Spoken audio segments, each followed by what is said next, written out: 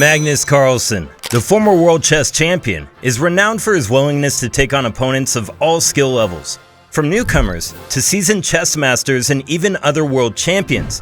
While the outcome of most of his matches typically results in a clear victory, Magnus is now facing the opponent who claims his chess skills are just like his Windows updates. This is Bill Gates, a tech visionary and Microsoft co-founder, who has not only left an indelible mark on the computing world, but has also made significant contributions to global health through his immense wealth.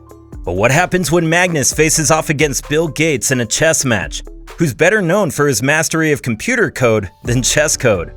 Let's hope he doesn't try to reboot the chessboard. Magnus got a lightning-fast 30-second timer, while Bill Gates got the deluxe 3-minute. Bill Gates, playing with the white pieces, starts with e4, a move that might not be the best choice against Magnus Carlsen, given his familiarity with it. Magnus responds by immediately moving his knight to c6, and Bill follows suit by moving his knight to f3, a standard development move. Magnus promptly plays d5, applying pressure on Gates to make a decision, either capture his pawn or be captured. Gates opts for the third option, defending the pawn with his bishop. While this move doesn't immediately result in a piece blunder, it sets the stage for Magnus to initiate a significant attack. Magnus Carlsen begins the attack with a strategic move, knight to f6, applying increasing pressure to Bill Gates' pawn. As the game unfolds, the tension rises until finally, the central pawns find themselves in a decisive trade-off. Bill Gates decides to capture the pawn on d5 with his pawn, welcoming Magnus' queen into the evolving equation. Magnus' pieces begin to assert their presence on the board, eagerly taking up strategic positions, while Gates' pieces by comparison seem somewhat reserved and less active. Bill Gates decides to develop his knight to c3, simultaneously attacking the black's queen. Magnus immediately slides his queen to h5. After thinking for a while, Bill Gates delivers a deadly blow to himself.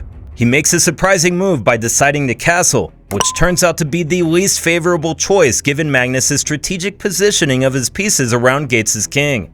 Magnus seizes this opportunity and plays bishop to g4, setting up an x-ray on Gates' knight and threatening some impending tactical strikes. Bill Gates decides to kick the bishop and slides his pawn to h2, attacking the bishop. Instead of retreating his bishop, Magnus hops in with his knight to e5, a very basic trick.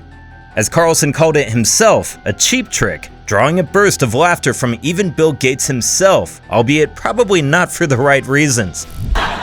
Well, on this particular occasion, I had to violate one of my main principles that I never play for cheap tricks, and in this case I did.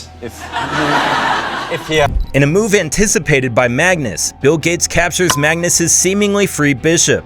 While Gates may have felt secure in his decision, the position is, in fact, entirely lost. Magnus counters this move by capturing back with his knight attacking the h2 square with his knight and queen. Interestingly, the white's knight on f3 is still defending the h2 square, but Bill Gates made a huge blunder here. To the audience's amazement, Gates takes Magnus' knight as if he were a novice to the game. Then, in a stunning climax, Magnus Carlsen executes the final move, queen to h2, delivering an elegant checkmate. The match ends quickly, leaving spectators in awe of Magnus' prowess. Bill Gates acknowledges his defeat, and though the outcome was never really in doubt, Magnus' victory over the world's richest man unfolds in just 9 moves in under 12 seconds. Bill Gates once said, "It's fine to celebrate success, but it is more important to heed the lessons of failure." So, he should heed those lessons after this game against the world chess champion.